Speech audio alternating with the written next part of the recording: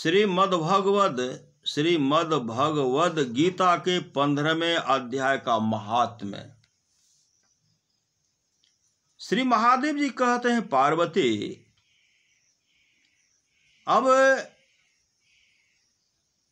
श्री महादेव जी कहते हैं, पार्वती, अब गीता के 15वें अध्याय का महात्म्य सुनो।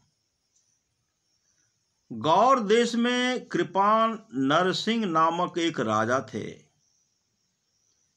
जिनकी तलवार की धार से युद्ध में देवता भी परास्त हो जाते थे। उनका बुद्धिमान सेनापति शस्त्र और शास्त्र की कलाओं का भंडार था। उसका नाम था शरभ मेरुंड। उसकी भुजाओं में प्रचंड बल था। एक समय उस पापी ने राजकुमारों सहित महाराज का वध करके स्वयं ही राज करने का विचार किया। इस निश्चय के कुछ ही दिनों बाद वह हैजा का शिकार होकर मर गया। थोड़े समय में वह पापात्मा अपने पूर्व कर्म के कारण सिंधु देश में एक तेजस्वी घोड़ा हुआ। उसका पेट सटा हुआ था। घोड़े के लक्षणों का ठीक ठीक ज्ञान रखने वाले किसी वैश्य के पुत्र ने बहुत सा मूल देकर उस अश्व को खरीद लिया और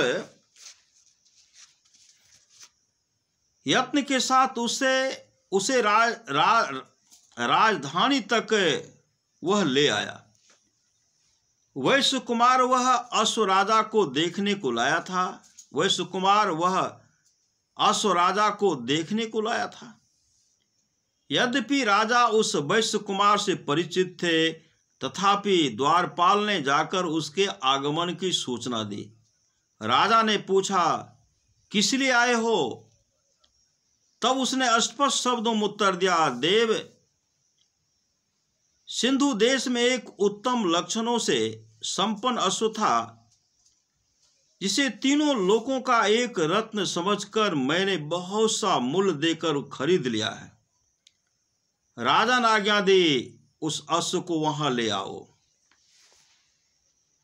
वास्तव में वह घोड़ा गुणों में उच्च श्रवा के समान था।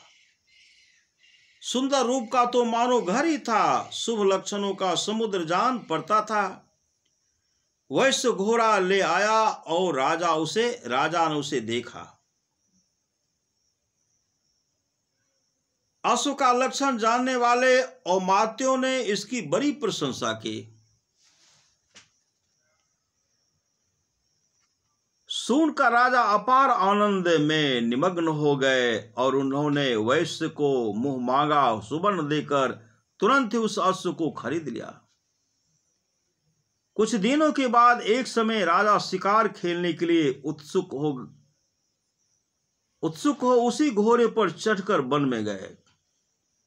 वहां मृगों के पीछे उन्होंने अपना घोड़ा बढ़ाया। पीछे पीछे सब ओर से दौड़कर आते हुए समस्त सैनिकों का साथ छूट गया। वे हिरणों द्वारा आकृष्ट होकर बहुत दूर निकल गए।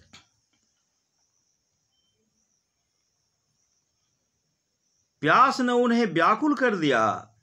तब वे घोड़े से उतरकर जल की खोज करने लगे। घोड़े को तो उन्होंने वृक्ष की डाली में बांध दिया और स्वयं एक चट्टान पर चढ़ने लगे। कुछ दूर जाने पर उन्होंने देखा कि एक पत्ते का टुकड़ा हवा से उड़कर शिलाखंड पर गिरा है। उसमें गीता के 15वें अध्याय का आधा श्लोक लिखा हुआ था। राजा उसे बांचने लगे। उनके मुख से गीता के अक्षर सुनकर घोड़ा तुरंत गिर पड़ा और अश्व शरीर को छोड़कर तुरंत ही दिव्य विमान पर बैठकर वह स्वर्गलोक को चला गया। तत्पश्चात राजा ने पहाड़ पर चढ़कर एक उत्तम आश्रम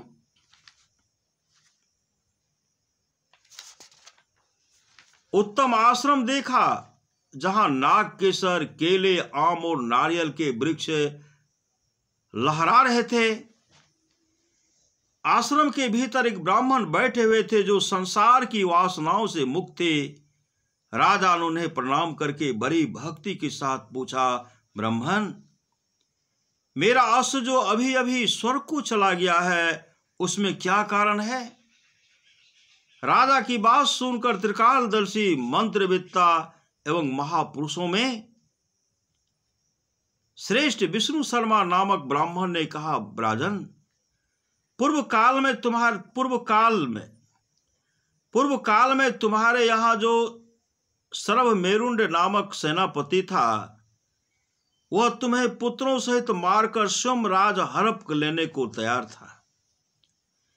इसी बीच में हैजे का शिकार होकर वह मृत्यु को प्राप्त हो गया। उसके बाद वह उसी पाप से घोरा हुआ था। वहां कहीं गीता के 15वें अध्याय का आधा श्लोक लिखा मिल गया था, उसे ही तुम बांचने लगे। उसी को तुम्हारे मुख से सुनकर वह अश्व स्वर्ग को प्राप्त हुआ है। तदंतर राजा के पार्श्ववर्ती सैनिक उन्हें ढूंढते हुए वहां आ पहुंचे। उन सब के साथ ब्राह्मण को प्रणाम करके राजा प्रसन्नता पूर्वक वहां से चले और गीता के 15वें अध्याय के श्लोक अक्षरों से अंकित उसी पत्र को बाँच कर प्रसन्न होने लगे। उनके नेत्र हर्ष से खिल उठे थे।